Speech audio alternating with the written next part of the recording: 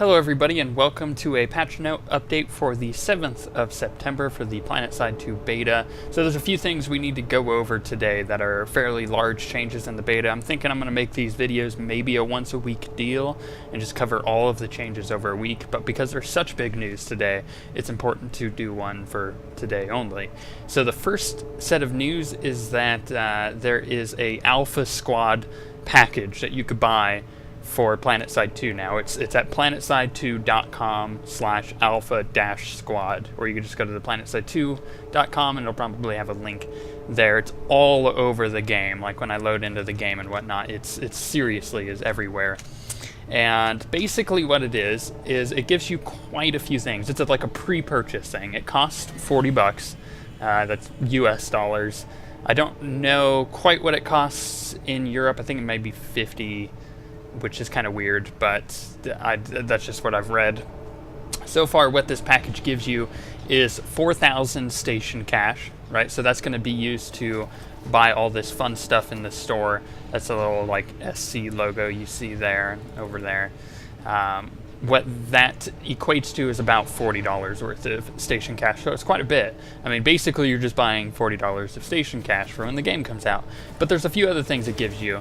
It gives you a unique camo set. It's kind of digitally tiger set camo. I kind of like it, but it goes with whatever your faction is, so mine would be purple and whatnot on this character.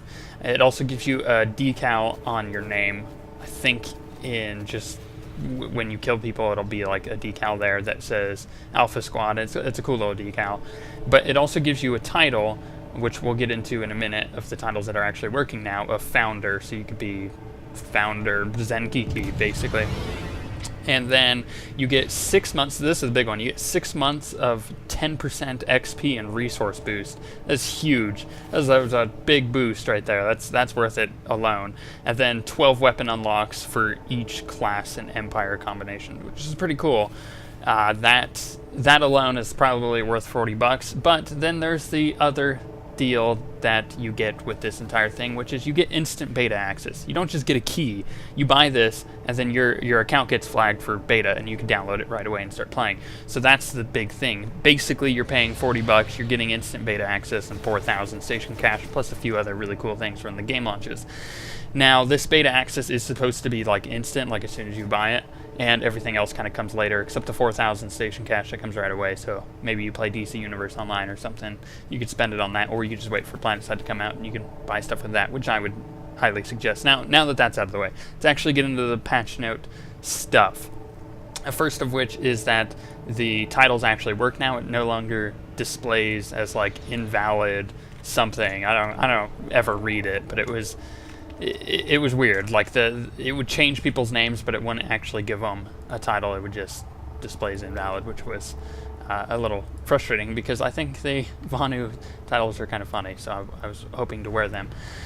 So that's the first thing. The second thing of the most notable stuff is that as you spawn, so when I deploy, usually it would, like if I died here, usually it would just be like this kind of area that I would be able to spawn at.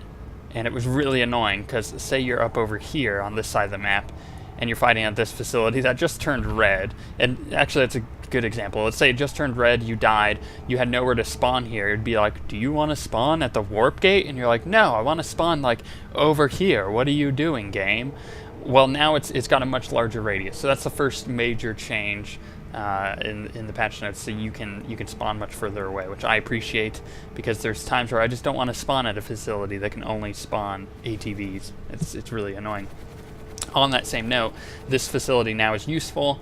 That's the Snake Ravine lookout. It can now spawn ATVs. It has, I think, an additional spawn room too, which was nice because before it literally couldn't spawn any vehicles. You had to run one way or another, or just kill yourself and go back to the warp gate, which, as you can imagine, is a little frustrating. The other thing is something that I like a lot, which is that the invert vertical fly, which I use, I really like that when I'm flying around, now no longer also affects being in a gunner position on a vehicle. So if you're in a aircraft as like a Liberator and you have vertical fly on, you used to invert your gunning position too, and you're like, that's not what I want. It's really annoying. Well, they fixed that. It doesn't do that more, which is also probably one of the more major changes, because I know a lot of people who complained about that. Now, there's quite a few vehicle changes here. The most notable is that they added the certifications for most aircraft, or actually for all aircraft. So Galaxy, Liberator, Scythe, Mosquito, and Reaver. The problem I have with that is they already had it for Liberator, so they already had these, the top speed, the turn rate, the vertical thrust, and the air brake for the Liberator already was there. It just, I don't think they actually worked, but now they apparently do. You also have the same thing for all the fighters as well. There's a few other things like air brakes. I think that's pretty cool. But there's a few other things that are cool for the where's it at? The Galaxy. So you get that, and I don't know if it's still here. It may have just been hotfixed. In fact, I think it was. It was just hotfixed on this one. I think it's still here for the Sunderer. Let's go look. A smoke screen, so that's always nice to know. They've added a few things here, but right here, Planetside 2, this one's broken. Apparently what it's supposed to do is add little gun ports for all the passengers to shoot out of, and it's not working at the moment, and or is it labeled correctly, but that's what it's supposed to do. So they have a feeling that's going to be on the Galaxy as well, but I think that got hotfixed out, so it's no longer there at the moment. But it was labeled Planetside 2 as well, which is a bit funny. So there's a bit more just mobility stuff for the different air vehicles, which could be really great. The other thing is all the suit modifications got awesome stuff. So advanced shield capacitor for the engineers, so you get basically your shields regen faster. Flak armor, you take less damage from explosions. I think grenade bandolier was already there, but now it's actually working. Nanoweave armor, you just take less damage, and it gets more and more powerful as you put points into it. So stuff like that. As far as explosions, the second rank of the mines used to cost 50, but now they cost 100. What else was there? There wasn't any really huge changes, as I see a Galaxy running into things in the background. Yeah, it wasn't really many huge changes going on there. I think there's also suit modifications for everybody, so you get all of that. So you get the armor, the shield capacitor, the flak armor, what, you know, all that fun stuff. There may have been something for the medic. I'm not entirely sure which one it was. Oh yes, adrenaline regulator. So basically you restore health while in combat and out of combat just continuously. So that's quite cool. I know a lot of medics that would get low on HP and be like, but I can't heal myself, and this is really annoying. So it gives them an option now. As far as that, I think that's all that covers most of the certifications that I saw. Let me check if there's anything for the tanks. I don't think there were. There may have been something for the lightning. Let's check real quick. I said this. There we go. No, so there's nothing here. Unfortunately, I was hoping for something to make my lightning a bit more powerful, but that is not the case. So aside from that, anti-aircraft got a huge buff, and aircraft got a huge nerf. So as far as aircraft go, the rocket pods used to be major spam fest. They now do reduced damage to infantry, and they now need a direct hit on a tank in order to inflict damage. But if they hit a tank with a direct hit, they do more damage than they did before, which is quite cool. Because, I mean, if an explosion happened next to a tank, it wouldn't do much damage. If it happened on the tank, it would do much more. That makes a lot of sense, actually. The Scythe rocket pods got buffed. They have an increased rate of fire. I think that is awesome, because they used to shoot so slow before. Reaver rocket explosion radius has also been reduced, which is nice. Now, as far as air-to-air missiles for aircraft, the damage was reduced on the missiles, the AoE damage was reduced, and also the lock-on range for the missiles was reduced. Not only that, but the lock-on timer was increased by a whole half second.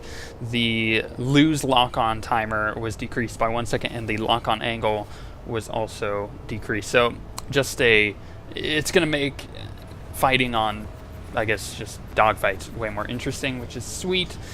Now, there was a few interface tweaks here and there, but you don't really need to know all about that. And also rockets, just general rockets move quicker, I think was a thing, especially for the heavy assault. So heavy assault should be happy with that. Don't mind all the random explosions in the background. I am in the Vanu Warp Gate. We just stack things usually. We play blocks with our tanks because it's fun. That's usually what happens here, so if you hear explosions in the background, that's probably what people are doing and just team killing each other.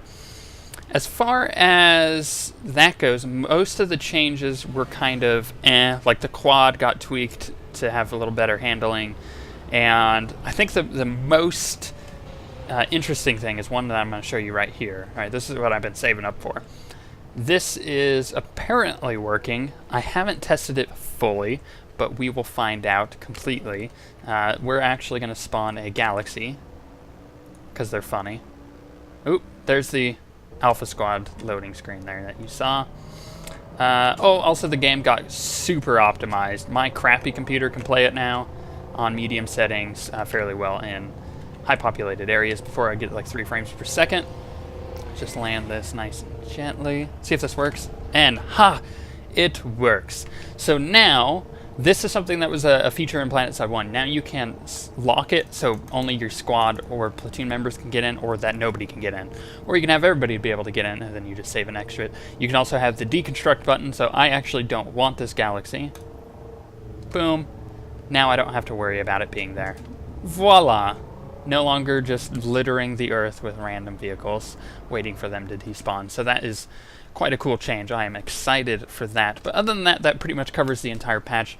If you guys have any questions, please ask them in the comments below. We're going to try to do more patch updates as we go along here. I'm going to get more of the guild into the beta because of the Alpha Squad thing, so we'll be able to do much better videos later on with higher population caps going, so we can actually do some cool like galaxy drops and whatnot. But I think that covers just about the entire patch. We're going to try to do these on a more consistent basis. Like I said, maybe once a week, but this one was too big to pass up. So on that note, we shall see you guys next time.